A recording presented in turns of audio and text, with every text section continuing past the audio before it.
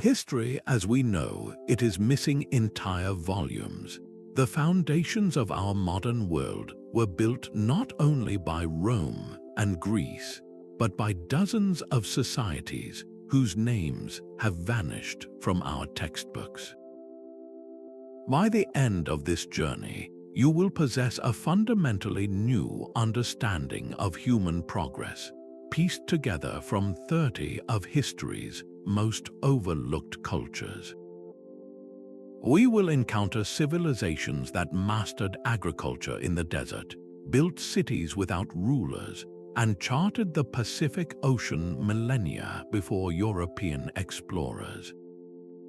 This exploration reveals the incredible diversity of human potential and the fragile threads connecting us to the past. How many other world-changing stories are still waiting to be remembered 5,000 years ago? While the Great Pyramids were rising in Egypt, another civilization was achieving its own monumental feats along the arid coast of Peru.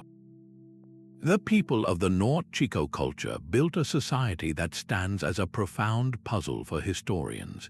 They constructed over 20 major ceremonial centers, with the city of Carol as their crown jewel, featuring enormous platform mounds and unique sunken circular plazas.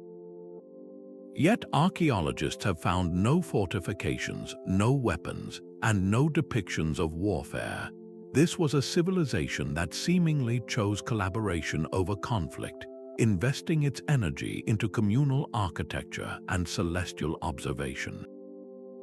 Their architectural innovations were nothing short of genius. They developed seismic-resistant construction techniques, designing their pyramids with shikra bags, mesh sacks filled with stones that acted as shock absorbers during the frequent earthquakes of the region. This ancient engineering solution was so effective that these structures have endured for millennia, offering lessons to modern builders today. The Norte Chico also mastered their harsh environment through intricate irrigation canals, channeling water from the river valleys to sustain agriculture in the desert. They established vast trade networks, exchanging goods like cotton, fish, and fruits along the Pacific coast, creating an economic model that would shape Andean cultures for thousands of years. Their existence challenges the very definition of a civilization, proving that large-scale society does not require the impetus of war. They built a world focused on collective well-being and cosmic harmony, a powerful alternative narrative to the rise of the state. This maritime legacy of peaceful exchange finds a startling parallel far across the ocean, with a people who mastered the waves in ways that would not be rivaled for centuries. That same spirit of exploration, of moving across impossible distances, finds its ultimate expression far out in the vast Pacific. An ocean spanning a third of our planet presented the final great frontier for humanity, a seemingly endless blue void. Yet a people known as the Lapita looked upon this expanse not as a barrier but as a pathway. Beginning around 1,500 years before the Common Era, they launched themselves into the unknown, becoming the original architects of the Pacific world. Their vessel of choice was a masterpiece of maritime engineering, the double-hulled canoe. Think of two long hulls connected by a sturdy platform, creating a stable base that could withstand the ocean's power. These were not small craft for coastal travel, but sailing ships capable of carrying entire families, their possessions, and their future across thousands of miles of open sea. Their navigation system was a living science built from a lifetime of observing the world. They read the subtle patterns of swells as they passed over submerged islands, charted their course by the unwavering paths of stars, and followed the flight of birds that always led back to land. This was not random drift, but intentional, skilled exploration on a scale the world had never seen. Within just a few centuries, the Lapita had discovered and settled virtually every habitable island across this immense watery continent. Their journey is recorded in the fragments of pottery they left behind, distinct vessels stamped with intricate geometric patterns. Each new island settlement, from Vanuatu to Samoa, shows this same artistic signature, a trail of cultural breadcrumbs marking one of humanity's most rapid and audacious expansions. But they did not travel empty-handed. Their canoes were floating arks carrying a complete portable ecosystem. They brought domesticated pigs and chickens and carefully transported the seedlings of vital crops like taro, yams, and breadfruit.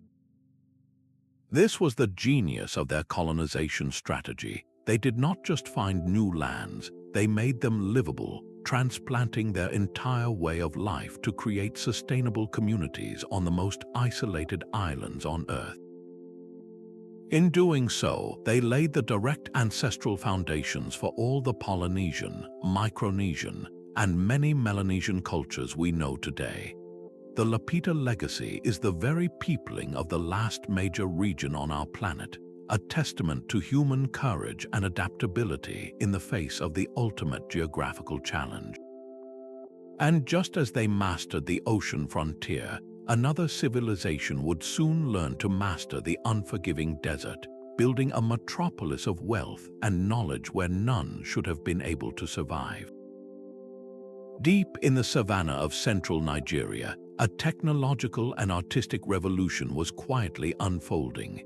The Nok culture, flourishing from around 1,500 years before the Common Era, was mastering a craft that would permanently alter the trajectory of West Africa, the smelting of iron. Their furnaces, sophisticated structures built from clay and earth, achieved temperatures once thought impossible in the region, hot enough to transform raw ore into durable metal. This was not a borrowed skill, but an innovation born entirely from their own genius and understanding of their environment. The resulting steel tools allowed for more effective clearing of land and farming, which in turn supported larger, more stable communities. This independent invention of advanced metallurgy stands as a powerful rebuttal to any notion that complex technology was imported into Africa from the outside. It was a homegrown revolution that sprouted from Nigerian soil, but the legacy of the Nok is not written only in metal, it is also captured in clay. They created a gallery of their world through breathtaking terracotta sculptures, the earliest known tradition of life-sized figure art in all of sub-Saharan Africa. These are not crude idols, but portraits of stunning individuality and expression. The figures possess elaborate, detailed hairstyles that speak to personal identity and status. They wear intricate jewelry, and their faces convey a profound sense of humanity, from serene contemplation to quiet authority. Each sculpture is a frozen moment, offering a window into their social hierarchy, their spiritual beliefs, and what they considered beautiful. They tell us that this was a society with specialized artists, supported by a complex social structure that valued artistic expression as much as technological progress. This combination of artistic vision and technical skill established a cultural template that would echo for over 1,000 years, directly influencing the rise of legendary West African empires like Ghana and Mali. The Nok demonstrate that Africa's story is one of multiple, independent cradles of innovation. Their civilization, however, eventually faded from memory, its magnificent sculptures slowly reclaimed by the earth, only to be rediscovered by tin miners in the 20th century.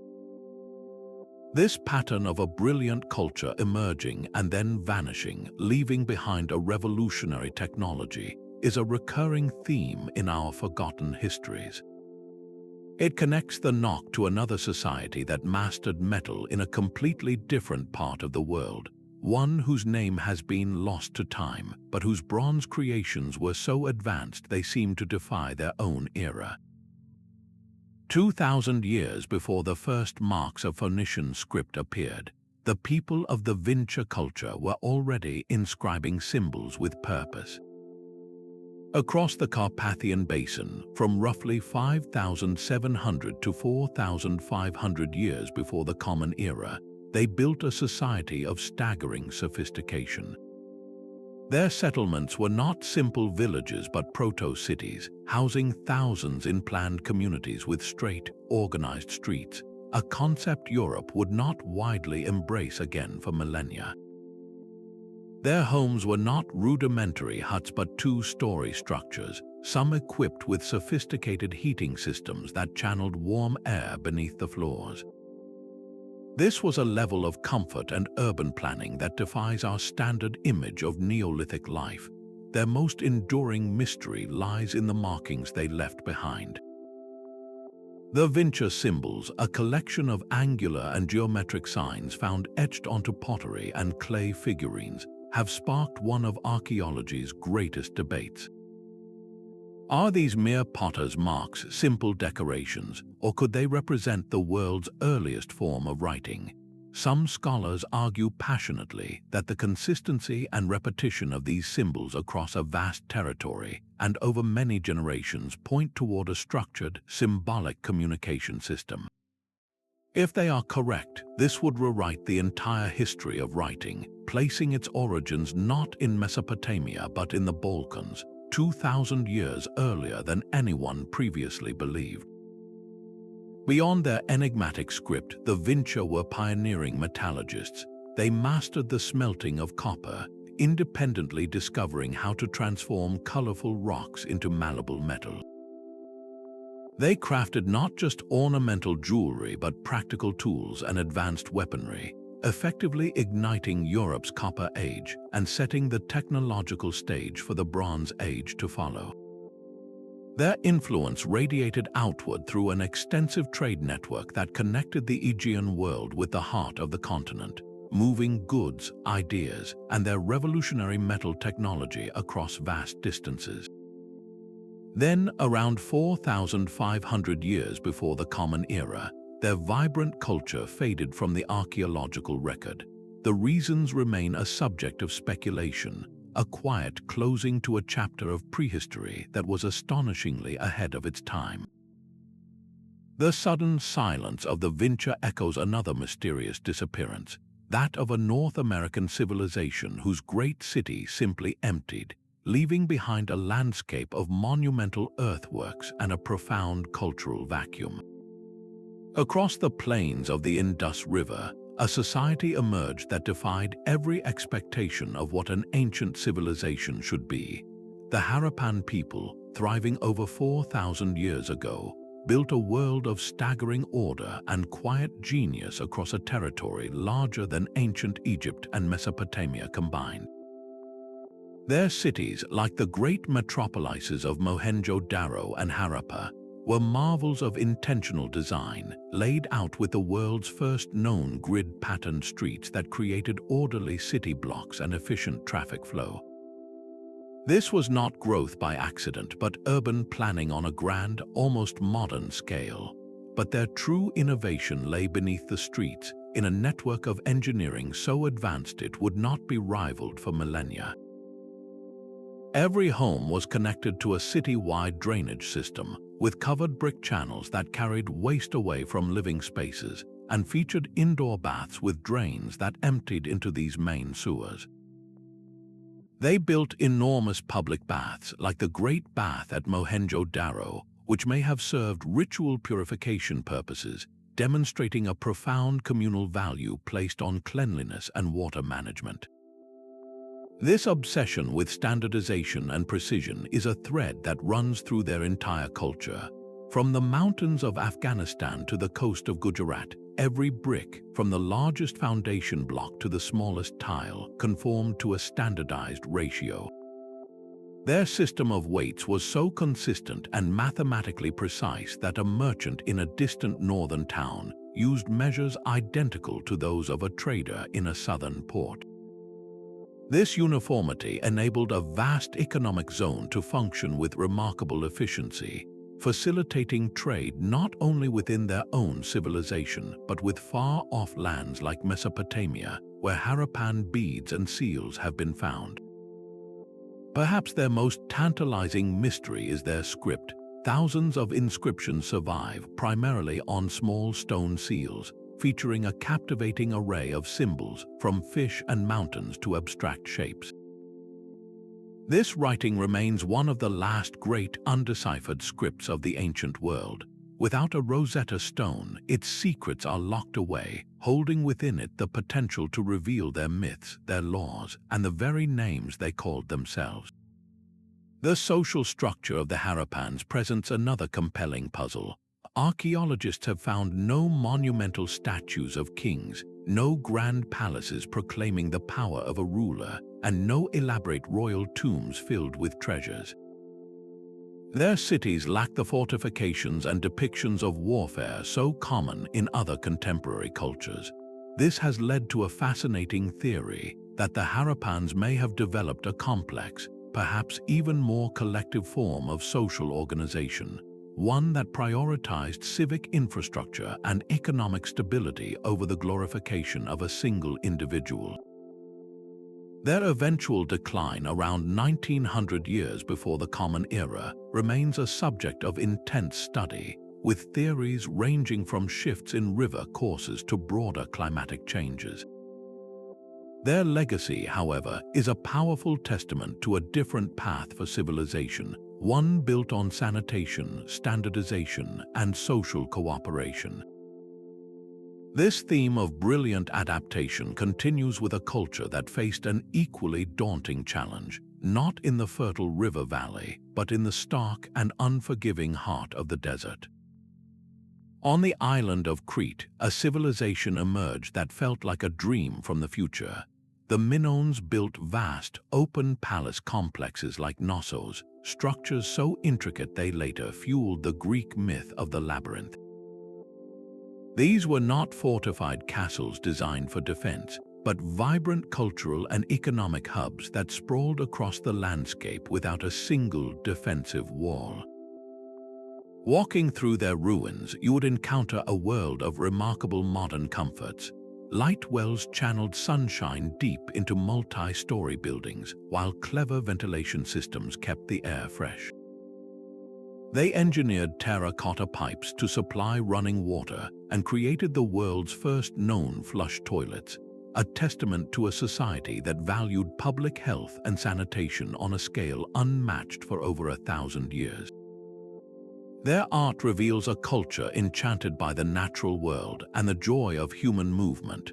Vibrant frescoes depict dolphins leaping from azure seas, young men and women vaulting over charging bulls in a breathtaking display of athleticism, and elegant figures gathering for what appear to be peaceful religious ceremonies. There are no grand monuments to conquering kings, no scenes of subjugation or battle. Instead, the imagery suggests a society that celebrated life, where women participated openly and prominently in public and spiritual roles, from leading rituals to overseeing civic events. This apparent gender equality presents a striking alternative model for an ancient civilization. Their true power was their mastery of the sea. The Minoans were the undisputed thalassocrats, or sea rulers, of their age. Their fleets of advanced sailing vessels established a web of trade that stretched from the coasts of Spain to the ports of Egypt.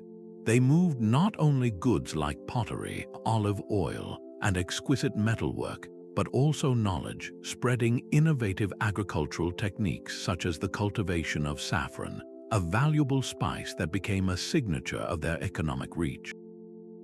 They developed their own writing system known as Linear A, a script that, like the Harappan script before it, has stubbornly resisted all modern attempts at translation. Its secrets remain locked in clay tablets, holding the direct voices of this sophisticated people. The Minoan civilization met a sudden and catastrophic end around 1100 years before the Common Era.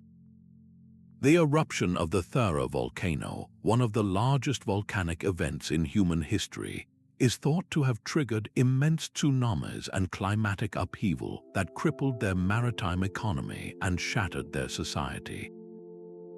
This dramatic downfall, fading into the mists of time, likely provided the seed for Plato's later story of the magnificent sunken city of Atlantis. The Minoan legacy, however, did not vanish. It was absorbed and transformed by the Mycenaean Greeks who followed, influencing their art, architecture, and mythology, forming the hidden bedrock upon which classical Greece would eventually be built. This pattern of a brilliant, foundational culture being overshadowed by its successors is a recurring echo in history, one we find again in a civilization that flourished in complete isolation, crafting a unique world on the Japanese archipelago. At the crossroads of continents where trade routes would one day weave the fabric of the ancient world, the Oxus Civilization built an empire of connection. Flourishing from 2300 to 1700 years before the Common Era across the deserts of modern Turkmenistan, Uzbekistan, and Afghanistan, this society, also called the Bactria Margiana archaeological complex, did not simply exist at a junction, they became the junction. Their greatest achievement was transforming a harsh landscape into a hub of unparalleled exchange, creating a cultural and economic network that stretched from the Yellow River to the Euphrates. At the heart of this network stood colossal fortified centers like Ghana de Pere, a city that functioned as a capital of commerce and faith. Within its protective walls, archaeologists have uncovered an entire complex dedicated to ritual, with fire temples and elaborate altars hinting at a sophisticated spiritual life. Surrounding these centers was a masterpiece of hydraulic engineering, a web of canals that diverted water from the Murghab and Tejon rivers, turning the desert into a green oasis capable of supporting a thriving urban population. This agricultural surplus fueled their true genius, a society built around specialized craft production. Artisans in dedicated workshops did not simply make goods, they manufactured luxury. They perfected the lost wax method to cast intricate bronze seals and weaponry.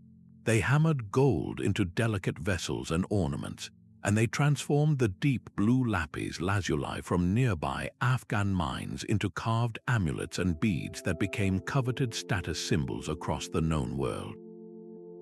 But the true legacy of the Oxus people is found not just in what they made, but in the unique artistic language they invented. Their art is a breathtaking synthesis, a visual conversation between distant cultures.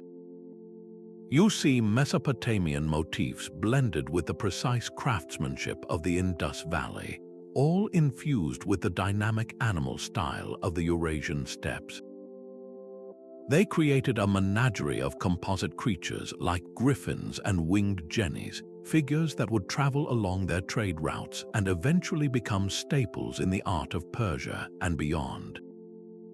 This cultural fusion was managed by what may have been history's first professional merchant class.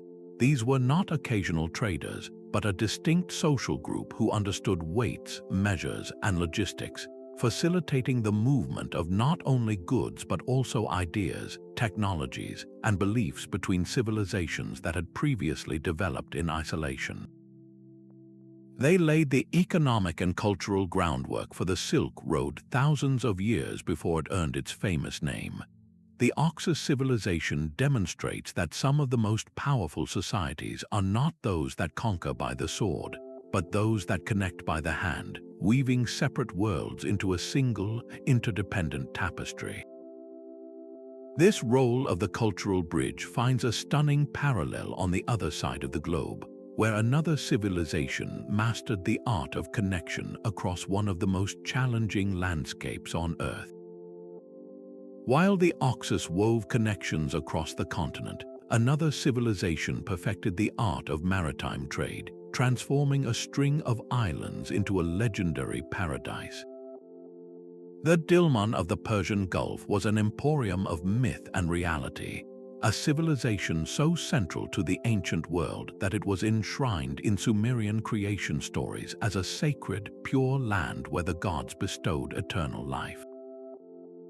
For over 2,000 years, from 3,000 to 500 years before the Common Era, their islands, centered on modern Bahrain, became the indispensable hub linking the mighty empires of Mesopotamia with the sophisticated merchants of the Indus Valley and the copper-rich lands of Oman.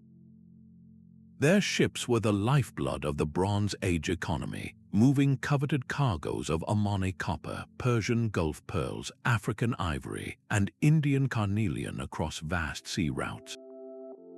This was not merely opportunistic trade, but the world's first sustained, long-distance maritime network, a system so reliable it functioned for centuries.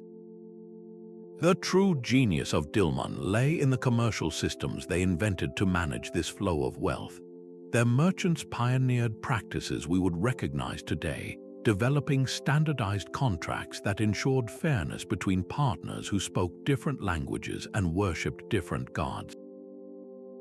They implemented quality assurance where goods were inspected and graded, building trust across cultures. They even established early forms of credit and financing, allowing for ambitious voyages that would have been too risky for a single trader to undertake alone.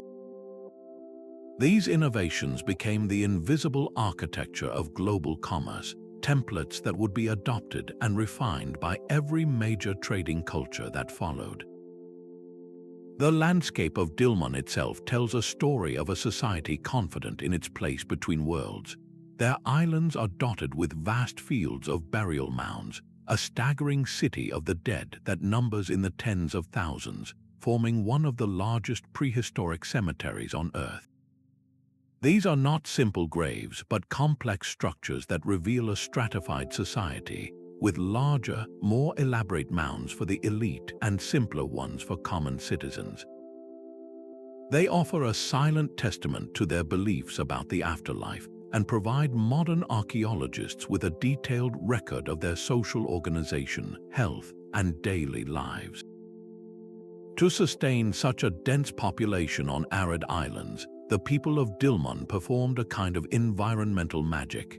They mastered the art of extracting fresh water in a saltwater sea, constructing sophisticated irrigation canals and tapping into powerful underground aquifers.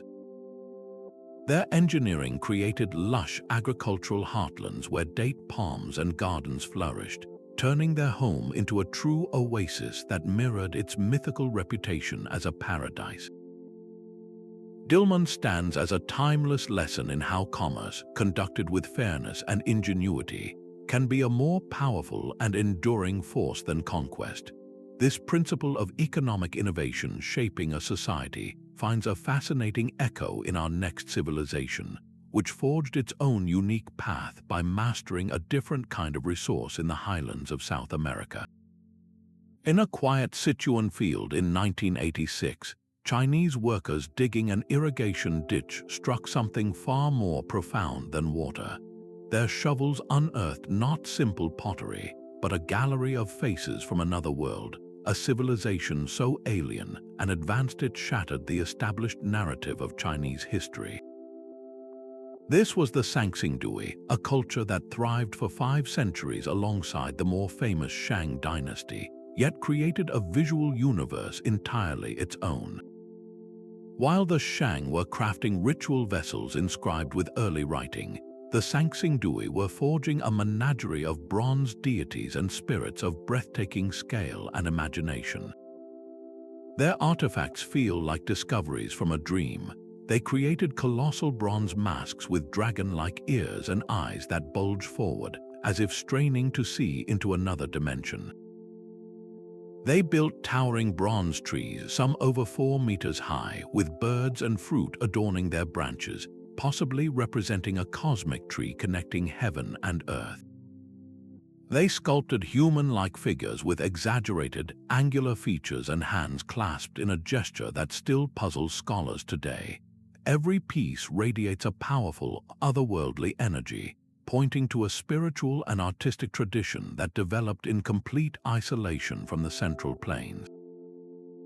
This artistic genius was matched by a staggering command of technology. The Sanxingdui mastered the lost wax casting method to create bronze pieces of a size and complexity that should not have been possible at the time.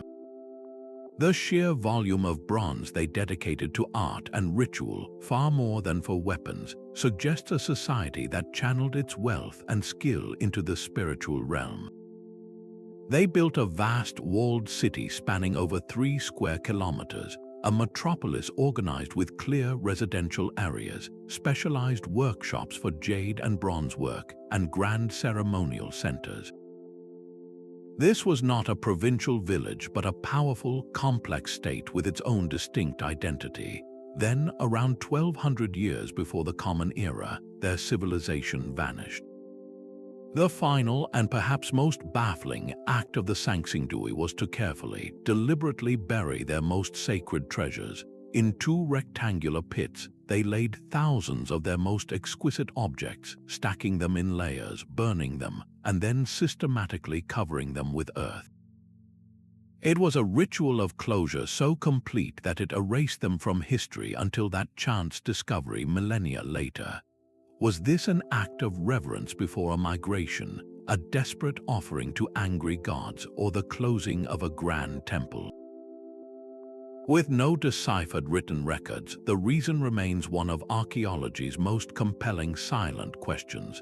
The legacy of Sanxingdui is a monumental correction to history. It proves that the cradle of Chinese civilization was not a single source, but a tapestry woven from multiple, independent threads of stunning innovation.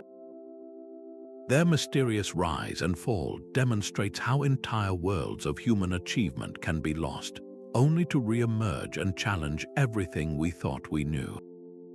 This pattern of a brilliant, isolated culture finding its own way is a theme that repeats across the globe, from the mountains of China to the dense rainforests of another continent, where a people learn to build not with bronze but with the jungle itself. While the Sanxingdui were forging their enigmatic bronzes in China, another kingdom was reaching its zenith far to the west, a civilization whose power was so formidable it reversed the historical current of conquest. South of Egypt, in the land we now call Sudan, the Kingdom of Kush did not just exist in the shadow of its northern neighbor, it came to rule it. For nearly a century, the Kushite pharaohs of the 25th dynasty sat on the throne of Egypt itself, not as destroyers but as restorers. They initiated a cultural renaissance, reviving ancient artistic styles and religious traditions that had faded, all while proudly maintaining their distinct African identity. This was not a simple conquest, it was a profound assertion of power and cultural sophistication from the heart of Africa. Their architectural ambition is written across the desert sky in a language of stone that is uniquely their own. The Kushites constructed more pyramids than the entirety of Egypt, creating vast royal cemeteries at sites like Nuri, El Kuru, and Meroe. These are not copies of Egyptian pyramids. They possess a signature style with dramatically steeper angles and distinctive decorative elements capped with ornate finials. They stand as a breathtaking assertion of a separate identity, a skyline of power that is unmistakably Kushite. The city of Meroe became their final great capital, a thriving metropolis and a center of industry that buzzed with a sound that would define an age, the roar of iron furnaces. The Kushites mastered iron production on a scale that was virtually industrial.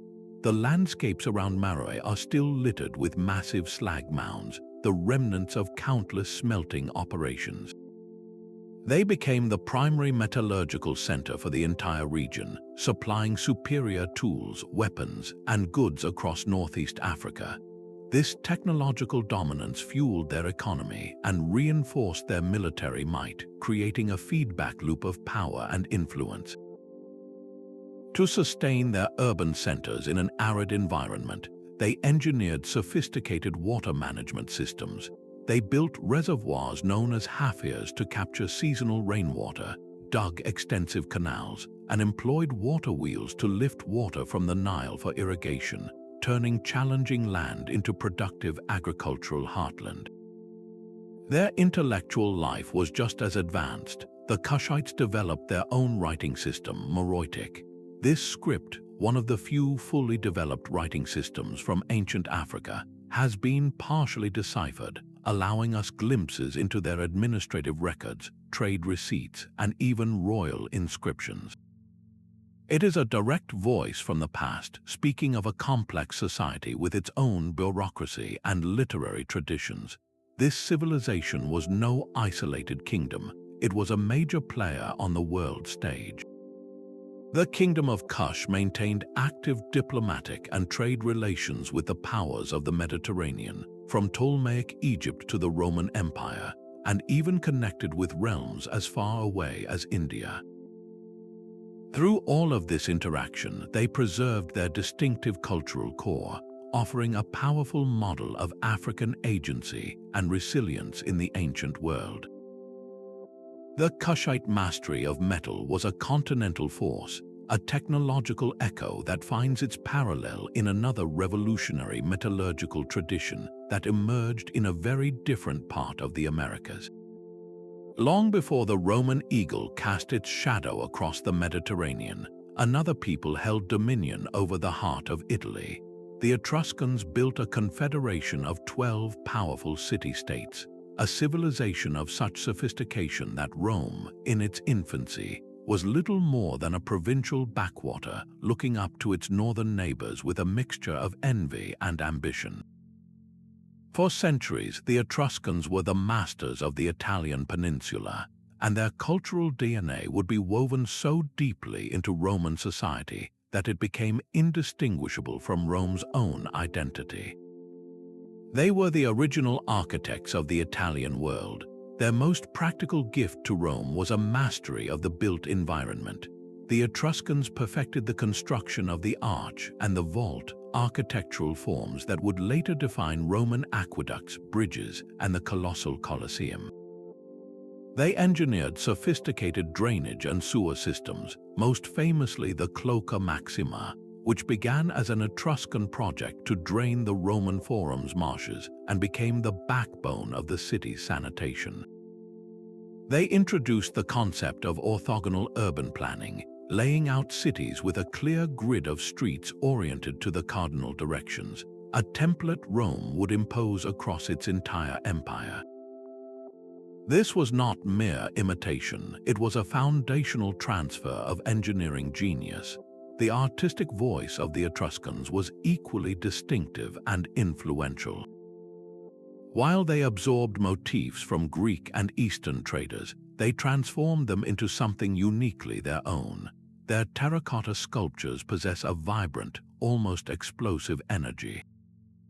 Life-sized figures from temple rooftops seem to move with a dynamic grace absent from the more rigid art of their contemporaries. Their bronze work was so exquisite that Roman conquerors would later carry off thousands of Etruscan statues to adorn their own city, melting down countless others, a testament to their coveted skill. But the most intimate portraits of Etruscan life come from their necropolises, cities of the dead that mirrored the world of the living. Inside rock-cut tombs, vibrant frescoes depict a society that celebrated existence. Scenes of banqueting show men and women reclining together as equals, sharing food, wine, and conversation, a level of social freedom that shocked the more conservative Greeks. These paintings reveal a people deeply in love with life, music, dance, and the fertile world around them. This worldview extended to their spiritual practices, which the Romans eagerly adopted. The Etruscan discipline of divination, the art of reading the will of the gods in the flight of birds or the entrails of sacrifices, became a central pillar of the Roman state religion. No major decision, from going to war to laying a temple's foundation, was made without consulting these Etruscan rites. Even the iconic symbol of Roman political power, the bundle of rods and an axe known as the fasces, was an Etruscan invention. Ultimately, the rising military might of Rome gradually absorbed the Etruscan city-states.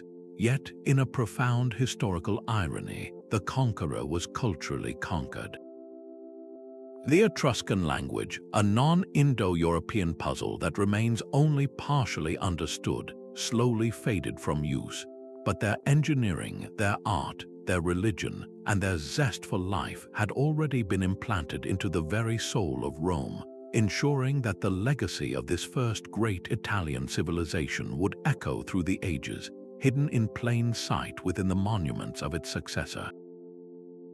This pattern of a subdued culture leaving an indelible mark on its victors is a powerful reminder that conquest is not always a one-way street, a dynamic we will witness again in the enduring legacy of a people who faced an even more overwhelming force. A golden crown emerges from the Korean soil, its delicate branches and shimmering pendants speaking of a kingdom where artistry and authority were one. This was the legacy of the Silla, a civilization that achieved what few others could, unifying the Korean peninsula and maintaining that unity for nearly 1,000 years. Their society was a masterful synthesis, blending powerful indigenous traditions with influences from China and the wider Buddhist world to forge a distinct cultural identity that would become the bedrock of Korea itself. Their legendary gold crowns are more than royal regalia. They are three-dimensional maps of a spiritual worldview. Crafted with astonishing technical skill, these intricate headpieces feature branching antler-like forms and jade pendants known as gogok, symbols that connected the wearer to the divine realm and the ancient shamanistic beliefs of the people. This was a society that expressed its deepest values not through conquest monuments, but through objects of breathtaking beauty and complex meaning. Their scientific curiosity reached for the heavens with the construction of Cheomseongdi, the world's first surviving observatory. This elegant bottle-shaped stone tower was a sophisticated instrument for tracking the movements of stars and planets. The observations made here were vital to the kingdom's survival, dictating the timing of planting and harvest, guiding important state rituals, and weaving a cosmic order into the very fabric of daily governance. It stands as a quiet testament to their belief that a stable kingdom required harmony with both the earth and the sky. This balance extended into their spiritual life, where the imported philosophy of Buddhism was seamlessly integrated with native Korean traditions. They built temples of sublime beauty such as the Bulguksa and the nearby Seokguram Grotto, where a serene stone Buddha gazes out from a man-made cave, a masterpiece of architecture and devotion carved into the mountainside. This spiritual fusion created a cultural resilience that helped sustain their civilization for centuries. The backbone of this enduring state was its unique leadership class, the Hwarang. These were not merely warriors, but an elite core of young aristocrats trained in a holistic curriculum that balanced martial arts with ethical philosophy, poetry, music, and communal living.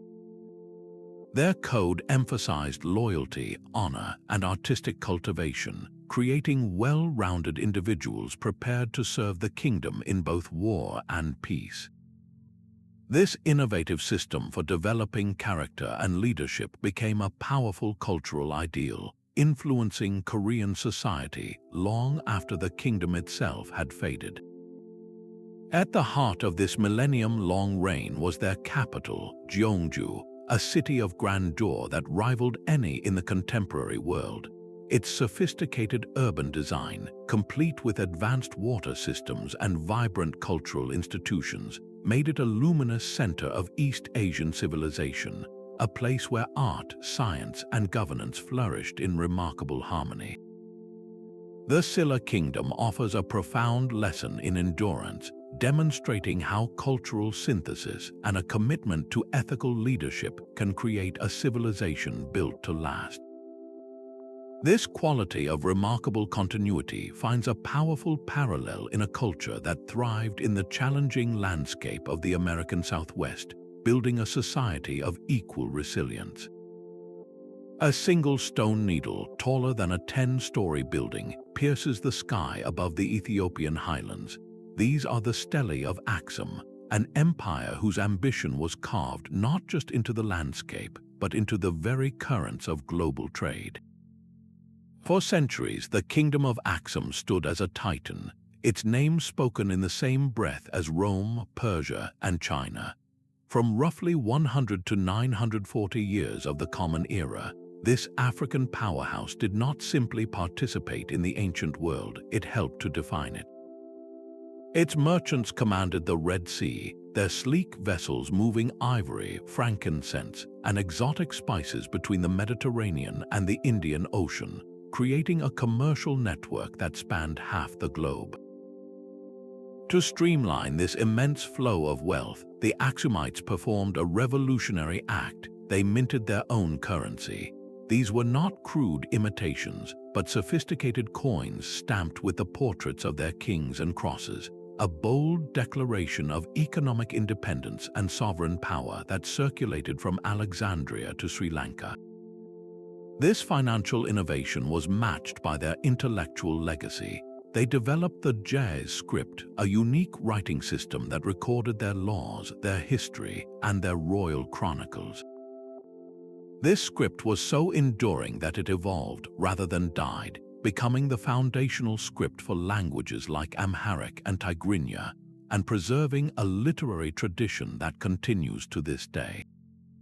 To feed their populous cities, Aksum's engineers transformed the rugged highlands. They carved vast, step-like terraces into the mountainsides, a monumental feat of landscape architecture that prevented soil erosion and captured precious rainwater. They constructed intricate irrigation channels, turning challenging slopes into fertile, productive farmland that could support a thriving urban civilization far from any major river. This self-sufficiency provided the stable foundation for their international prestige. In the 4th century, a conversion forever shaped their cultural identity. Under King Azana, Aksum embraced Christianity, becoming one of the very first kingdoms in the world to do so, decades before the Roman Empire and centuries before most of Europe. They did not merely adopt the faith, they made it uniquely their own, developing a rich liturgical tradition and a distinctive church architecture that has continued unbroken for over 1,600 years. The kingdom's strategic genius lay in its location, perfectly positioned to serve as the central hub connecting Africa, the Mediterranean, and Asia. This confluence of routes brought not just goods, but ideas, artistic styles, and technologies, which the Aksumites synthesized into a powerful and distinctive African civilization. Their towering stelae, hewn from single blocks of granite and erected with a precision that still baffles engineers, were more than royal tombstones. They were declarations of a cosmic order, connecting the earth to the heavens and proclaiming the kingdom's eternal authority. This very public display of power through stone represents one end of a spectrum. Our journey now leads us to a civilization that expressed its influence in a completely different manner, not with monuments meant to scrape the sky, but through ideas that would quietly reshape the world. A metropolis of stone rises from the Cambodian jungle, its scale so immense it redefines our understanding of a medieval city. The Khmer Empire did not merely build temples, it engineered an entire hydraulic civilization, supporting over 1 million people in its capital at a time when London was a crowded town of 50,000. At the heart of this achievement was Angkor Wat, the world's largest religious monument. Constructed with a precision that still baffles surveyors, the entire complex is a massive stone model of the Hindu cosmos, with its central towers representing the mythical Mount Meru and its surrounding moat symbolizing the cosmic ocean. Every corridor and carving was calculated to align with celestial events, a permanent calendar written in sandstone. But this spiritual wonder was only possible because of a genius for controlling water. The Khmer engineered the landscape itself, constructing a vast network of massive reservoirs called barrays, some stretching over 5 miles long, connected by an intricate web of canals and moats. This system was the empire's beating heart. It captured the deluge of the monsoon rains, storing this precious water to irrigate rice paddies during the dry season, enabling the production of 3 or 4 harvests per year. The canals also served as liquid highways for transporting goods and building materials across the sprawling city, while the moats provided a symbolic boundary between the divine realm of the temples and the secular world. This mastery of hydraulics created an economic surplus that funded centuries of artistic and architectural ambition. The empire's artists developed a signature style, transforming temple walls into epic narratives. Vast bas-reliefs stretch for hundreds of feet, depicting scenes from Hindu myths like the churning of the ocean of milk with breathtaking dynamism. The stone seems to come alive with celestial dancers or apsaras, each one carved with unique jewelry and a subtle, enigmatic smile. This artistic tradition evolved over time, blending Indian influences with a distinctly Khmer sensibility, eventually embracing Theravada Buddhism and creating serene, introspective statues of the Buddha that radiate a profound sense of peace. How did such a vast empire spanning much of modern Southeast Asia maintain its cohesion for over 6 centuries? The answer lies in a sophisticated model of governance. Rather than imposing rigid central control, the Khmer developed a decentralized administration that granted significant autonomy to local leaders. These regional governors operated under the divine authority of the king, a ruler who embodied a unique fusion of Hindu god-king and Buddhist compassionate monarch. This political theology created a stable framework where local innovation could flourish while maintaining loyalty to the imperial center.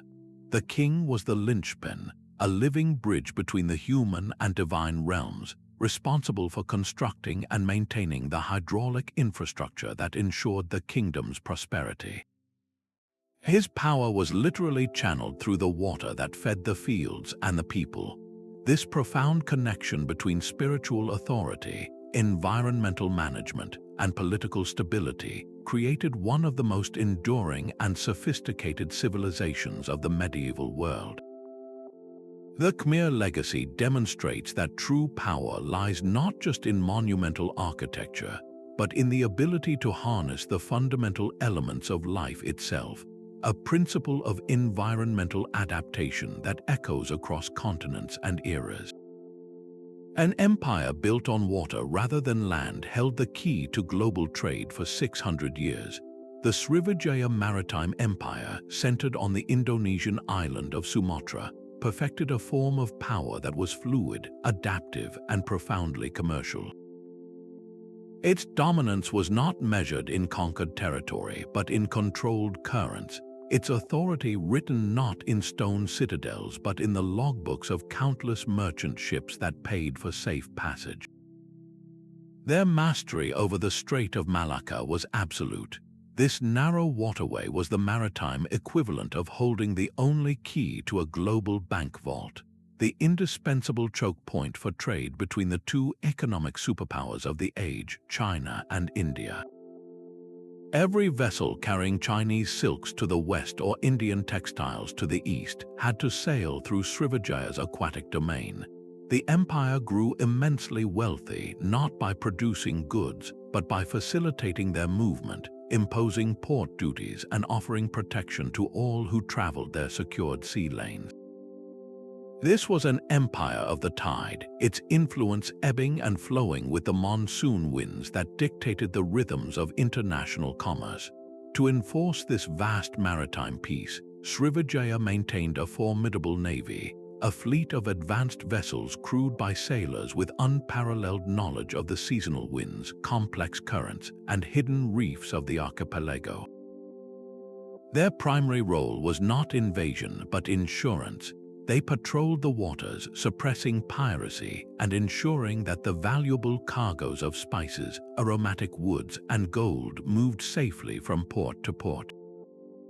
This security created a virtuous cycle, attracting more merchants, which generated more wealth, which in turn funded a larger navy to protect the growing trade.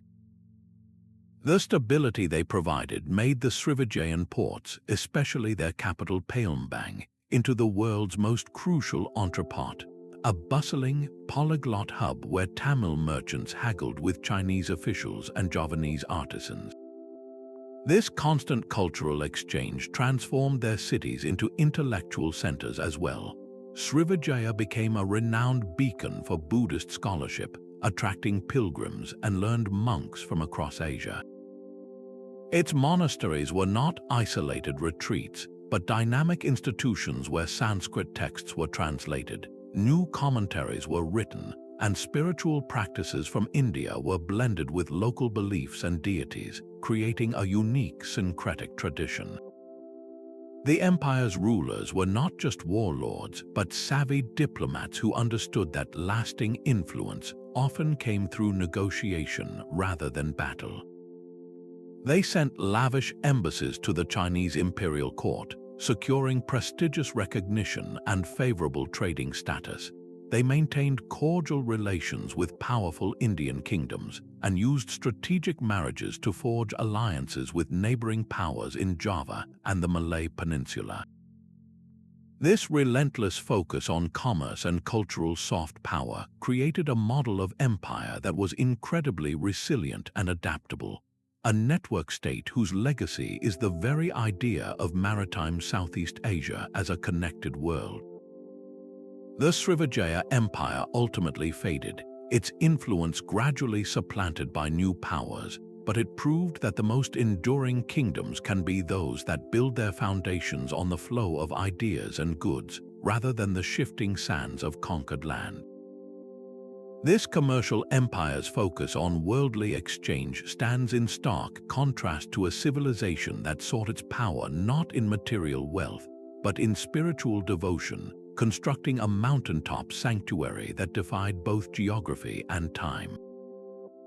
High above the Mexican plateau, a city of warriors and philosophers forged an ideal that would haunt the imagination of an entire region for centuries.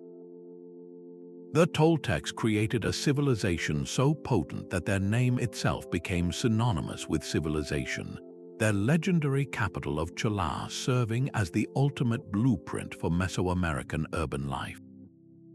Though they flourished for a relatively brief period from 900 to 1150 of the Common Era, their cultural shadow stretched across 500 years, directly shaping the world of the Aztecs who would speak of them with a kind of reverent awe. Chala was their masterpiece, a meticulously planned metropolis that future rulers would desperately try to emulate. Its grand plazas, its towering pyramid temples, and its carefully aligned ceremonial avenues established a new standard for what a city should be, a standard so powerful it would guide the very layout of the magnificent Aztec capital Tenochtitlan.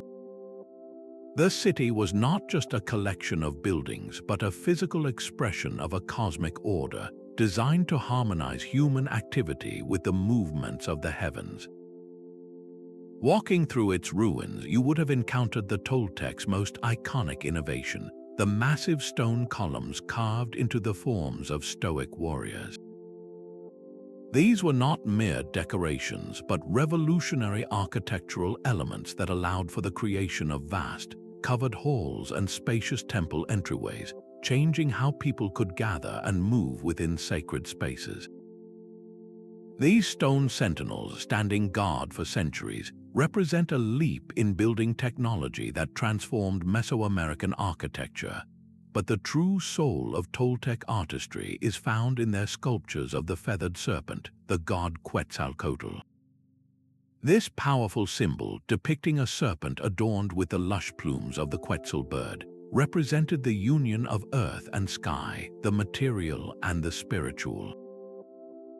It was a complex philosophical concept given breathtaking visual form, and it became one of the most enduring religious images in the Americas, spreading from city to city long after Chile itself was abandoned. The Toltecs established a new cultural archetype, the ideal of the warrior aristocracy. This was not a society that valued brute force alone. Their model leader was a paradox, a figure who combined military prowess with deep artistic sensitivity and intellectual curiosity. A Toltec noble was expected to be as skilled in oratory, sculpture, and astronomy as they were in battle. This holistic vision of power, where strength was tempered by wisdom and creativity, became the aspirational model for every subsequent ruling class in the region. So powerful was this cultural prestige that for generations after their decline, kings and emperors from distant cities would fabricate genealogies, claiming direct descent from the Toltec royal line to legitimize their own rule. They understood that the authority granted by this connection to a lost golden age was often more compelling than the authority taken by the sword. The Toltecs proved that a civilization's most powerful legacy is not always its political borders, but the irresistible appeal of its ideals, a cultural magnetism so strong it can shape the identity of those who only know it through legend and stone. A silent city of stone rises from the southern African plateau, its walls flowing in graceful curves without a drop of mortar to hold them together. This is Great Zimbabwe, the heart of a kingdom that mastered its world through trade, politics, and an almost supernatural understanding of stone. From roughly 1220 to 1450 of the Common Era, this civilization constructed the largest stone ruins anywhere in Africa below the Sahara, creating a capital that was both a political powerhouse and a profound spiritual statement. The architecture of Great Zimbabwe is an engineering marvel. Using a technique called dry stonewalling, their masons selected and shaped granite blocks to fit together with such precision that the walls have endured for over 800 years. They built massive, curved enclosures, some walls standing over 30 feet high and 16 feet thick at the base. Within this stone labyrinth stood a unique conical tower, a solid structure whose exact purpose remains one of Africa's great archaeological mysteries, possibly serving as a royal granary symbolizing the king's wealth and his people's well-being. This was not a fortress designed for defense, but a royal citadel, a place of administration and ceremony whose grandeur was meant to inspire awe and announce the authority of the ruler, known as the Mambo. The kingdom's immense wealth flowed from its control over gold. The Zimbabwe plateau was crisscrossed with thousands of mine shafts, from which they extracted the precious metal that became the lifeblood of Indian Ocean commerce. This gold traveled along well-established trade routes to coastal cities like Sofala, where it was exchanged for exotic goods from across the ocean. Chinese celadon porcelain, Persian faience bowls, and Indian glass beads have all been unearthed within the stone enclosures of Great Zimbabwe, silent witnesses to a trade network that connected the African interior to the wider medieval world. The political genius of the kingdom lay in its system of sacred kingship. The Mambo was not merely a political leader but a spiritual figure, a mediator between the people and their ancestral guardians. This fusion of political and religious authority created a stable, centralized state that could manage a vast territory and a complex economy for centuries. Their rule was reinforced by a distinct material culture, from finely crafted pottery with characteristic burnished graphite surfaces to sophisticated metalwork in iron and gold that reflected their status and artistic identity. To sustain a population that may have exceeded 18,000 people in the capital alone, the kingdom developed a sophisticated approach to environmental management.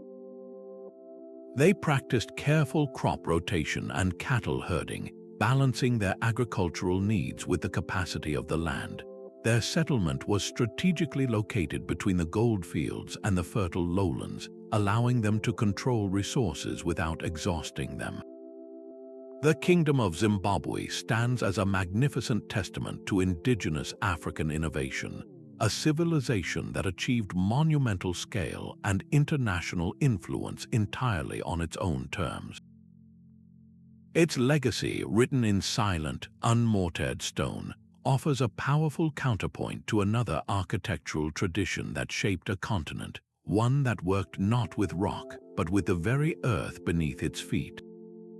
A continent away from the stone citadels of Great Zimbabwe, another civilization was learning to build with the most abundant material of all, the earth itself.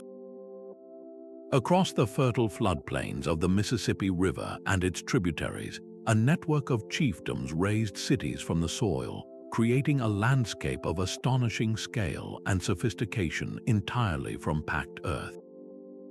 The Mississippian culture, flourishing from 800 to 1600 years of the Common Era, represents the pinnacle of indigenous achievement in North America, a civilization whose urban centers pulsed with a vitality that rivaled anything in contemporary medieval Europe.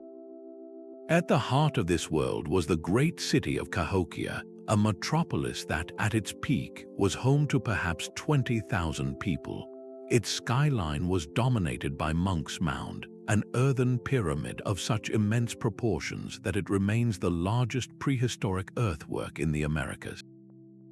Climbing its 4 terraces, you would have looked out over a vast ceremonial plaza, surrounded by over 100 other mounds that served as platforms for temples, residences for the elite, and markers for celestial events.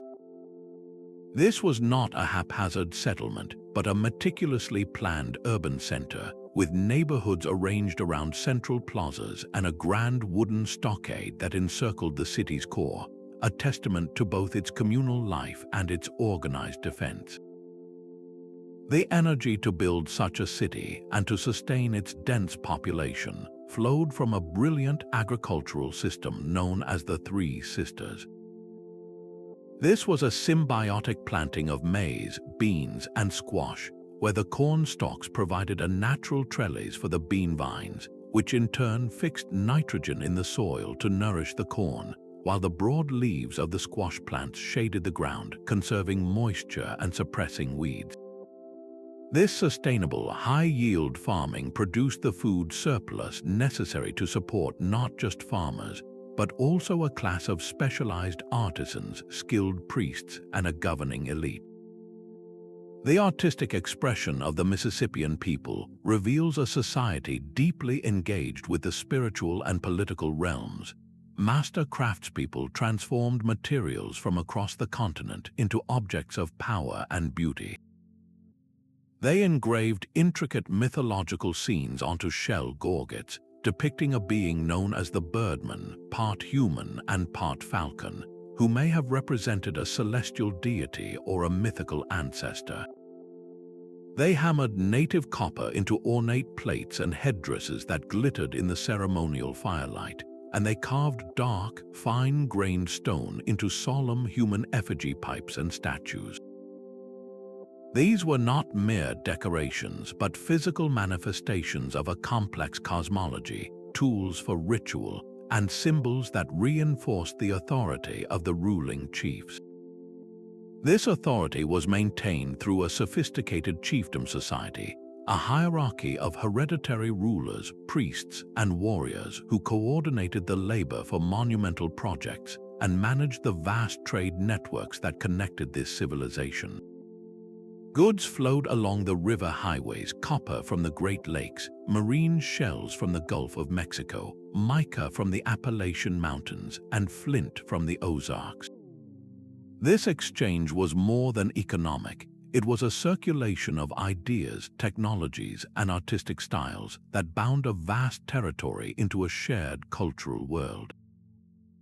The Mississippian civilization fundamentally reshaped the North American landscape and challenged the old narrative that complex, urban societies were solely an old-world phenomenon.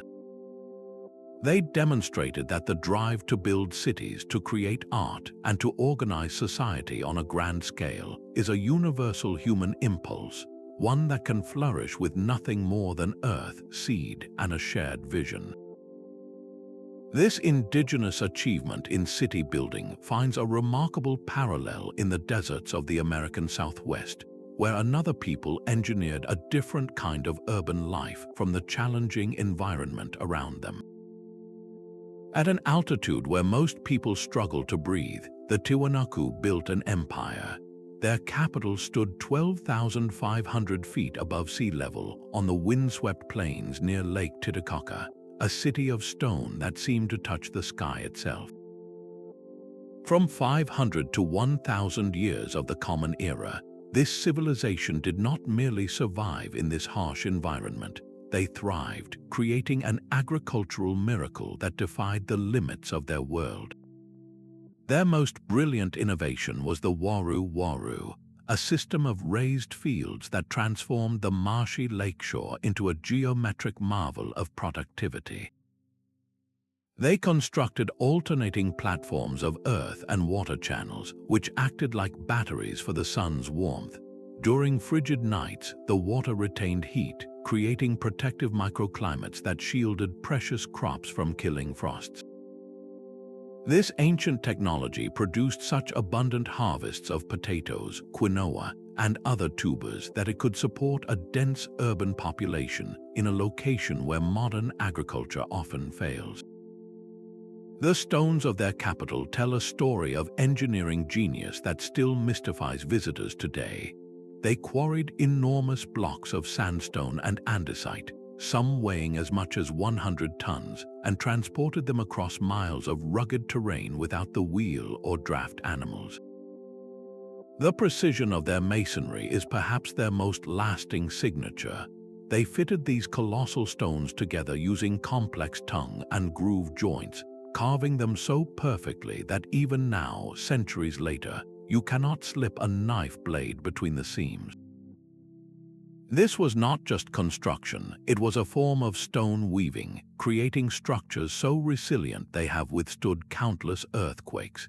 Their architectural vision extended to the city's very layout, which was designed as a massive representation of their cosmology, with artificial moats symbolizing a sacred sea and monumental structures aligned with celestial bodies. Art was the language of their influence, and it spoke across the Andes. They carved monolithic gateways like the famous Sun Gate, adorned with a central figure believed to represent a celestial deity, surrounded by rows of winged attendants frozen in a procession of reverence and power. Their distinctive ceramic vessels, with their elegant polychrome designs and symbolic animal motifs, have been found from the Pacific coast to the deep Amazonian lowlands. This was not accidental, but evidence of a vast exchange network they managed, moving goods, technologies, and spiritual ideas across radically different ecological zones. They connected the fish of the ocean with the fruits of the rainforest, the metals of the highlands with the textiles of the valleys, weaving a tapestry of interdependence that predated the Inca by centuries. The legacy of the Tiwanaku is a powerful lesson in adaptation, proving that human ingenuity can create plenty where nature seems to offer only scarcity. Their raised field agriculture is so effective that modern Bolivian farmers are reviving the technique today, finding it produces higher yields than contemporary methods. This civilization shows us that true mastery lies not in conquering an environment, but in learning to listen to its rhythms and to work in harmony with its challenges. The same profound understanding of a demanding landscape would be essential for another society we will encounter, one that carved its own civilization from the heart of a different kind of wilderness, the vast and arid desert. The Sahara Desert seems an impossible canvas for a civilization, yet the Garamontes painted a masterpiece of survival upon it. From 500 years before the Common Era to 700 years after, they did not just inhabit the Libyan Sahara, they commanded it, turning the world's most formidable desert into a heartland of agriculture and trade. Their secret lay deep beneath the burning sands in a revolutionary network of tunnels known as the Fagara. These were not simple wells, but underground aqueducts that sloped gently for miles, tapping into ancient fossil water reserves that had been trapped for millennia. This gravity-fed system channeled a constant, cool flow of water to the surface, creating lush oases where towns and farms could flourish in the hyper-arid void. It was a hydrological miracle, an engineering feat that sustained a sophisticated urban culture where later European explorers would see only a barren wasteland. Their cities rose from the desert, fortified centers like their capital Garama, boasting multi-story buildings, public baths fed by the same underground channels, and extensive cemeteries that spoke of a settled, stratified society.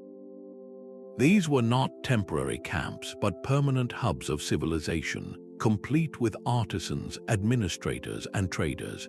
The Garamontes leveraged their engineered abundance to become the masters of trans-Saharan commerce. Their camel caravans established and controlled the vital arteries of trade, moving Mediterranean glass and olive oil south, and returning with African gold, ivory, and other precious goods. They became the essential cultural and economic link between North Africa and the sub-Saharan world, a role that shaped the destiny of the entire continent. Their cultural identity was robust and distinct. They developed their own writing system derived from an ancient Libyan alphabet to record their laws and transactions. They produced elegant pottery with unique decorative styles, and their burial customs reveal a society with complex spiritual beliefs and a clear social hierarchy, where elite individuals were interred with rich grave goods for their journey into the afterlife. The story of the Garamontes is a powerful testament to human ingenuity. It proves that environmental constraints are not necessarily barriers, but can be the very catalysts for profound technological innovation. Their civilization offers a timeless lesson in adaptation, a reminder that with creativity and determination, humanity can find a way to thrive even in the most challenging circumstances. This mastery of a harsh environment through clever engineering finds a fascinating parallel in another culture that also looked beneath the surface, but for a very different kind of treasure. While the Garamontes mastered the desert, another civilization perfected the art of connection across the continental crossroads. The Sogdians were the ultimate cultural brokers, a civilization whose true capital was not a single city, but the sprawling network of the Silk Road itself. From their heartland in the river valleys of Central Asia, they built an empire of influence that ran on commerce and conversation, becoming the indispensable intermediaries between every major power of their age. Their greatest invention was not a physical object, but a system of trust that spanned thousands of miles. Sogdian merchants established diaspora communities from the bustling markets of China to the gates of the Byzantine Empire. In cities like Samarkand and Bukhara, they developed a commercial infrastructure so reliable that a merchant could send goods and letters across the known world with a reasonable expectation they would arrive and be paid for. They created the world's first international banking system, with letters of credit that could be honored in distant lands, allowing for trade to flourish without the constant, risky movement of gold and silver. The language that made this all possible was their own. Sogdian became the lingua franca of the entire Silk Road, the common tongue of commerce and diplomacy from the Pamir Mountains to the Yellow River. Chinese officials learned it to negotiate with Western traders, and Turkic Khans used Sogdian scribes to manage their correspondence. This linguistic dominance was a soft power that gave them unparalleled access and influence in courts and caravanserais alike. Their artistic vision was a direct reflection of their cosmopolitan lives. Sogdian wall paintings are breathtaking galleries of their world, depicting banqueting nobles in Chinese silks alongside musicians playing Persian lutes, all under the watchful eyes of deities from Indian mythology. They did not simply copy these styles, they synthesized them into something entirely new and vibrant. Their metalwork blended Hellenistic precision with Chinese motifs, creating objects of stunning beauty that were coveted from Rome to Kyoto. This artistic fusion was a testament to a society that saw cultural difference not as a barrier, but as a resource to be woven into a richer tapestry. This openness extended to their spiritual life with remarkable flexibility. A single Sogdian merchant family might include a father who practiced Zoroastrianism, a son who followed the Buddha, and an uncle who attended a Nestorian Christian church. They adopted and adapted the religions of the people they traded with, seeing them as compatible systems of meaning rather than competing truths. A Zoroastrian fire temple could stand near a Buddhist monastery in their cities, with each faith enriching the community without conflict. This religious pluralism was a practical necessity for a people who lived between worlds, and it became a profound philosophical achievement. Their cities were fortified centers of wealth and comfort, with thick walls protecting bustling markets and lavish homes. The residences of successful merchants featured elaborate wall paintings, comfortable living quarters, and even early forms of central heating, all speaking to a society that valued both security and refined living. They left behind a written record of this vibrant life in their unique script, derived from Aramaic. Thousands of letters, contracts, and literary fragments survive, offering intimate glimpses into their daily concerns, from a merchant's instructions to his partner to a young woman's lament about being left behind. The Sogdians prove that civilization can be built on the flow of ideas as much as on the control of territory. They mastered the art of the bridge, showing that the most enduring influence often comes not from conquest but from connection. This role of the cultural intermediary finds a powerful echo in a society that connected not just different cultures, but entire ecosystems, weaving together the resources of the mountains, the coast, and the jungle. A civilization does not simply survive in the desert, it must learn to converse with it. The Hohokam people listened to the rhythms of the Sonoran Desert and responded with canals. For over 1,000 years, from 300 to 1450 of the Common Era, they transformed the arid expanse of what is now Arizona into a green and thriving heartland. Their greatest legacy is a web of waterways etched across the landscape, an irrigation system of staggering ambition. They engineered over 500 miles of canals, with some primary channels reaching 30 feet wide and 10 feet deep, all dug with stone tools and woven baskets. This was not a small-scale project. It was a public works endeavor of monumental proportions, requiring generations of coordinated labor to construct and maintain. These canals were the arteries of their world, diverting life-giving water from the Salt and Gila rivers to fields of maize, beans, and squash, supporting a population that may have reached tens of thousands in the Phoenix Basin alone. This hydraulic mastery was the foundation for everything that followed, enabling a level of social complexity that few would associate with such a harsh environment. Their villages were not temporary camps but permanent, planned communities.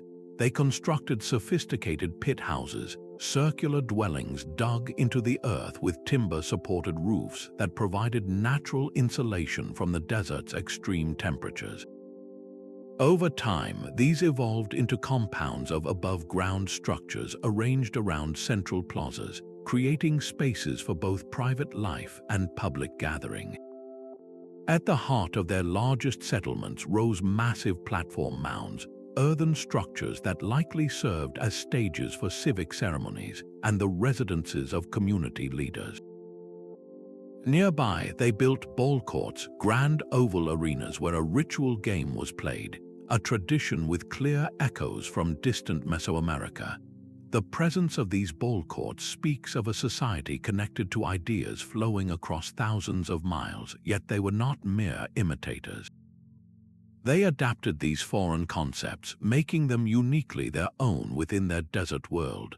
The artistic spirit of the Hohokam was as vibrant as their engineering was practical. They are renowned for their distinctive red-on-buff pottery, vessels adorned with intricate, precise geometric patterns that spiral and weave across the surface. Each pot was a canvas, its designs reflecting a sophisticated sense of symmetry and order. Their artisans also mastered the working of shell, a material they acquired through extensive trade networks that stretched to the Gulf of California. They did not just shape shell into beads, they perfected a technique of acid etching, using fermented cactus juice to create intricate contrasting designs on the shell surface. They crafted elaborate stone and clay figurines, small sculptures that depict human forms with detailed hairstyles, clothing, and postures, offering us silent but powerful insights into their appearance, their rituals, and the things they held sacred. This was a society of specialists, supported by the abundance their canals created. There were farmers, canal builders, potters, shell workers, and traders who managed the flow of goods across the Southwest. They acquired Pacific seashells, Mexican copper bells, and parrot feathers, exchanging their own finely crafted goods in return. The Hohokam present a powerful model of desert adaptation, a testament to how human ingenuity can create flourishing communities in the most unlikely places. Their story of engineering and trade, however, represents just one answer to the challenge of arid lands. Another civilization facing a different desert would find its own revolutionary solution, one built not on canals but on the wealth of an entire ocean. A golden rhinoceros no larger than your hand encapsulates an entire kingdom's ascent to power. Crafted from wood and covered in delicate gold foil, this miniature masterpiece from the Kingdom of Mapungubwe represents more than artistic skill. It symbolizes the birth of a new social order in southern Africa. Between 1075 and 1220 of the Common Era, this civilization forged a template for sacred leadership that would echo for centuries. Their most revolutionary innovation was a societal structure where rulers lived physically and symbolically above everyone else. The elite built their residences on the summit of Mapungubwe Hill, a sheer-sided sandstone formation, while commoners lived in the surrounding valley. This vertical separation was a powerful visual metaphor, establishing a clear social hierarchy with a sacred king at its apex, a leader who mediated between the people and the spiritual world. This model of sacred leadership, first perfected here, would become the foundational blueprint for the magnificent states that followed, most notably the Kingdom of Zimbabwe. This social transformation was made possible by their control of immense wealth, specifically gold. The Mapungubwe people were not just miners, they were master metalworkers who understood the symbolic power of this precious metal. They developed sophisticated techniques to work gold at a microscopic level, creating fine foil that they would carefully attach to wooden carvings. The golden rhinoceros is their most famous creation, but they also made elaborate necklaces, scepters, and other regalia. These were not mere decorations for personal vanity. They were potent symbols of royal authority and spiritual power, objects that physically manifested the ruler's connection to the land and its creatures. The rhinoceros, a powerful and respected animal, was likely a symbol of the king's strength and his role as a protector of the kingdom. To acquire the exotic goods that reinforced their status, the Mapungubwe elite orchestrated a vast economic network. Their kingdom was perfectly positioned at the confluence of the Limpopo and Shash rivers, a natural crossroads. From here, they channeled inland resources like gold, ivory, and animal skins to the Swahili city-states on the coast. In return, their traders received luxury items that became markers of elite distinction, including vibrant glass beads from India and the Middle East, and finely woven textiles from as far away as China. These objects, discovered by archaeologists in the elite residences on the hilltop, tell a story of a society fully engaged with the medieval global economy, centuries before European ships rounded the Cape. Supporting this complex society required a deep understanding of a challenging environment. The Mapungubwe people were expert agriculturalists who mastered the art of living in a semi-arid landscape. They practiced a mixed economy of cattle herding and crop cultivation, growing sorghum and millet. Their true genius lay in their seasonal mobility, a flexible system where they would move their livestock between different grazing areas throughout the year to prevent overgrazing and allow the land to recover. This sustainable approach to resource management allowed a significant population to thrive without degrading the delicate ecosystem that supported them. Their capital was a physical expression of their worldview, a carefully engineered landscape of power. The stone walls and terraces that lined Mapungubwe Hill were both practical and profoundly symbolic.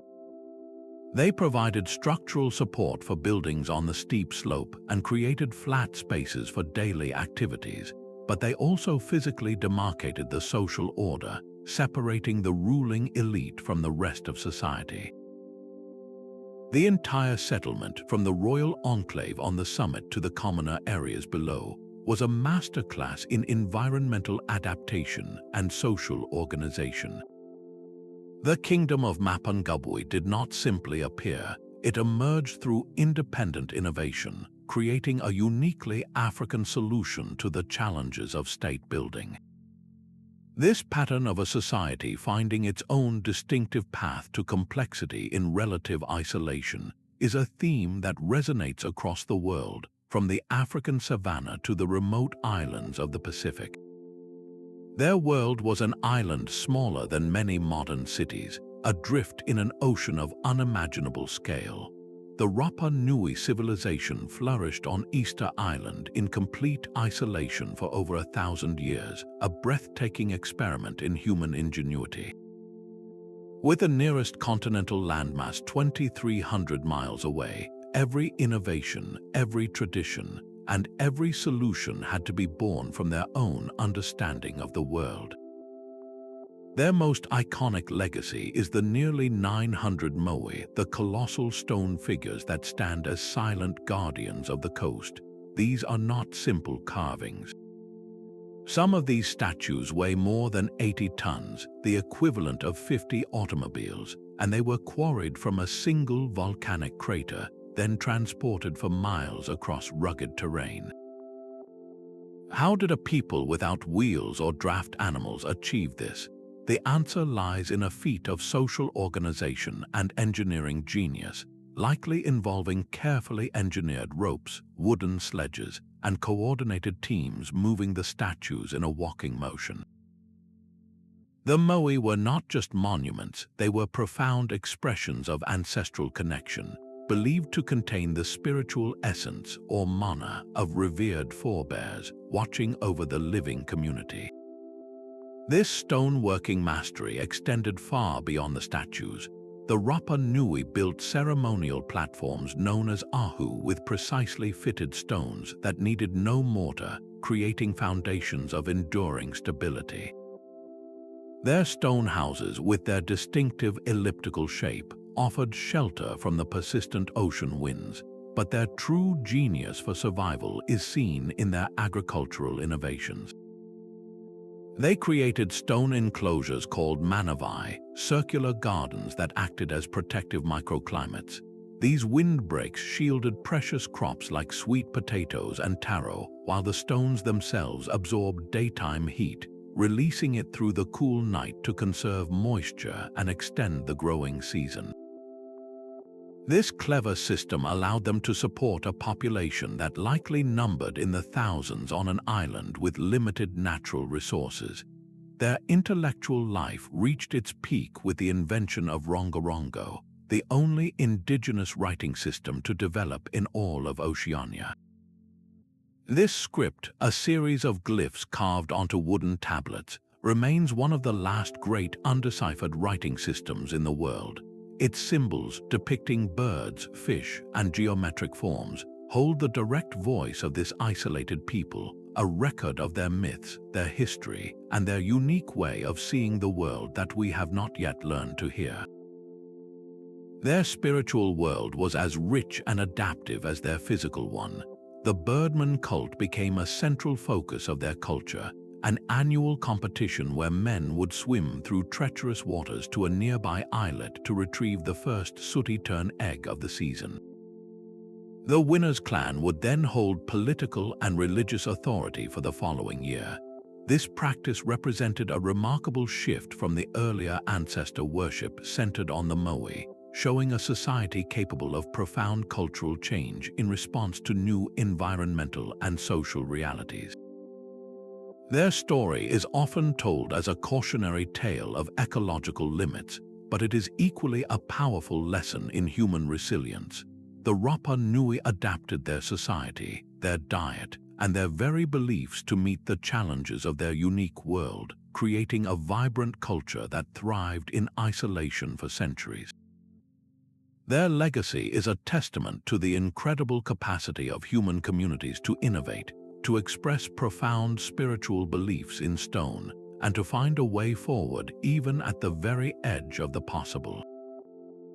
This profound relationship with a demanding island environment finds a fascinating parallel with another civilization that mastered a very different kind of isolation, not on a remote Pacific island, but within the dense, uncharted rainforest of another continent. A civilization of stone and sky carved its legacy into the high desert of the American Southwest. The ancestral Puebloans of Choco Canyon did not merely inhabit their world, they engineered it into a landscape of cosmic precision and communal power. From 850 to 1250 of the Common Era, they constructed the largest buildings in North America, structures that would not be surpassed in scale for another 800 years. At the heart of this achievement was Pueblo Bonito, a colossal great house rising 4 to 5 stories high with over 600 rooms arranged in a sweeping semicircle. This was not a haphazard village, but a meticulously planned architectural masterpiece. Its walls were built with a technique called core and veneer, where a rubble core was faced with carefully selected, perfectly shaped stones, creating surfaces of such precision that they have endured for 1,000 years. The entire structure was a celestial calendar, with its walls and doorways aligned to capture the sun's rays at the solstices and equinoxes, marking the passage of time with stone and shadow. To connect their world, they engineered a road system that defied the rugged terrain. These were not meandering paths but engineered highways some 30 feet wide, running in perfectly straight lines for miles. They cut stairways into cliff faces and carved roadways through solid rock, creating a network that connected over 150 outlying communities to the ceremonial center of Choco Canyon. This was more than a physical network, it was a cultural and spiritual web, binding a vast region together through shared pilgrimage and ceremony. The roads suggest a society capable of organizing labor on a grand scale, moving not just people but ideas and beliefs across a challenging landscape. Their understanding of the heavens was woven into the very fabric of their architecture. At a site now called Fajoda Butte, a spiral petroglyph is etched into a rock face. During the summer solstice, a dagger of sunlight slices perfectly through the center of the spiral, a phenomenon that could only be achieved through generations of precise astronomical observation. They likely tracked the complex 18.6-year lunar standstill cycle, an advanced understanding of the moon's subtle dance across the sky. This was not primitive stargazing, but a sophisticated science that informed their agricultural calendar and their spiritual practices, aligning their community with the fundamental rhythms of the universe. Their daily lives were rich with artistry and trade.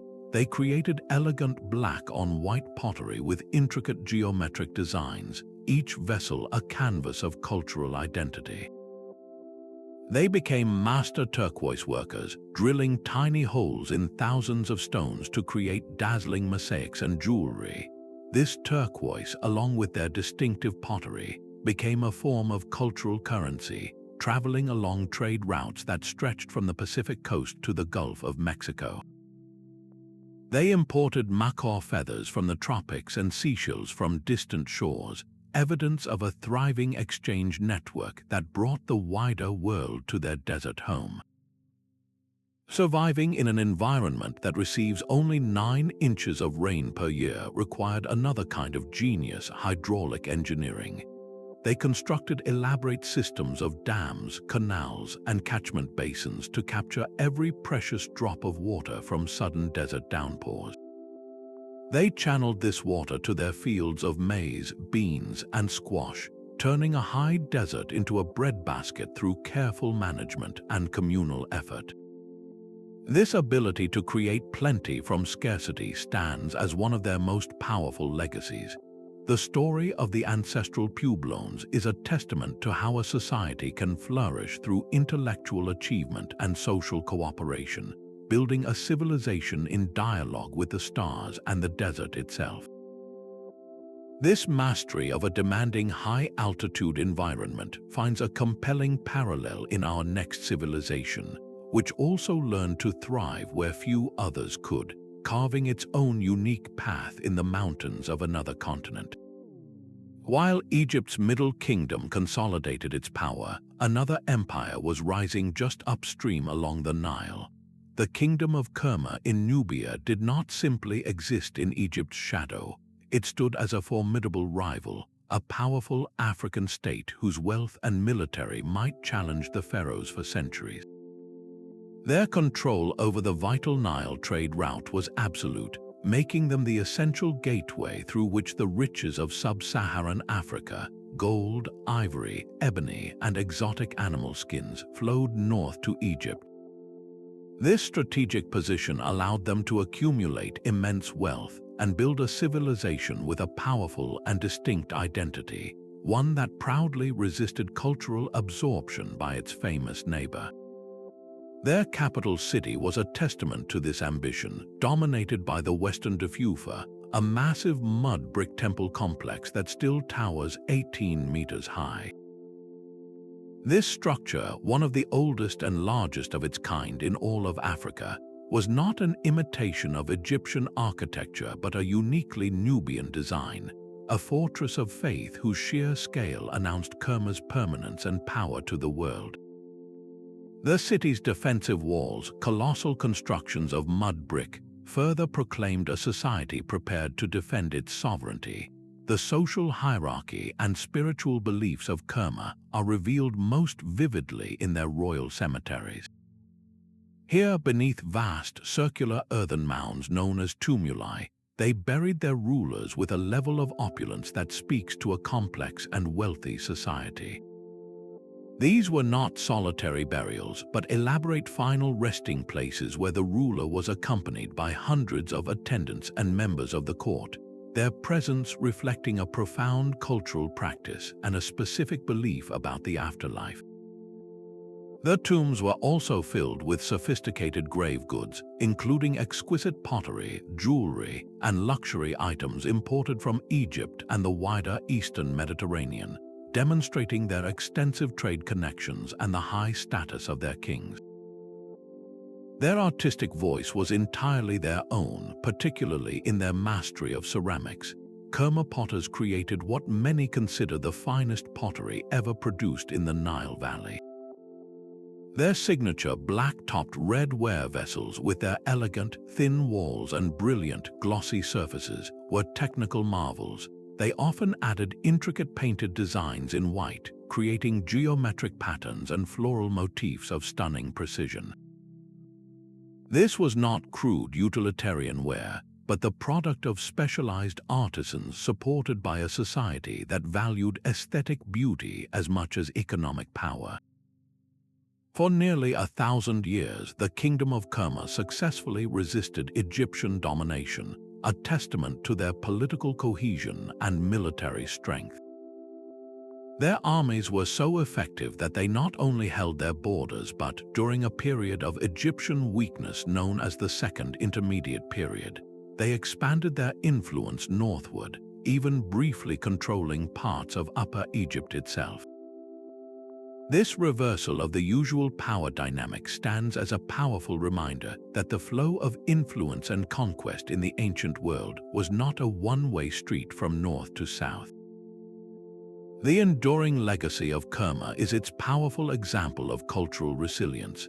They engaged with Egypt through trade and conflict, adopting some elements while fiercely maintaining the core of their own traditions in architecture, burial customs, and art. They proved that a civilization could interact with a more famous neighbor without losing its soul, a dynamic of determined cultural preservation we will witness again in a very different part of the ancient world. Deep in the swampy lowlands of Mexico's Gulf Coast, the first great civilization of the Americas was already in full bloom. The Olmec laid the cultural bedrock for all of Mesoamerica, establishing patterns of thought and expression that would resonate for thousands of years. Their most commanding legacy stares out from the past with stoic authority: the colossal stone heads. These monumental portraits, some standing nearly 10 feet tall and weighing as much as 50 tons, were hewn from solid basalt boulders. The nearest source for this volcanic rock was over 50 miles away, across rivers and through dense jungle. Without the wheel or draft animals, Olmec engineers must have orchestrated a breathtaking logistical feat, likely using rafts and rollers to transport these titanic stones. Each head wears a unique helmet, suggesting they are portraits of powerful rulers, immortalized in stone to project their authority across the landscape. This sculptural genius was matched by intellectual revolutions that would define the region. The Olmec appear to have developed the earliest writing system in the Western Hemisphere. Symbols and glyphs carved onto polished celts, ceremonial axes, and stone plaques represent more than simple decoration. They are a structured system of communication. A cylindrical seal found at an Olmec site, when rolled on clay, leaves a repeating pattern that may represent words or concepts, a clear precursor to the complex scripts of the Maya and Zapotec. Their intellectual curiosity extended to the heavens, where they devised sophisticated calendar systems to track the cycles of the sun and moon, laying the groundwork for the precise timekeeping that would become a hallmark of Mesoamerican science.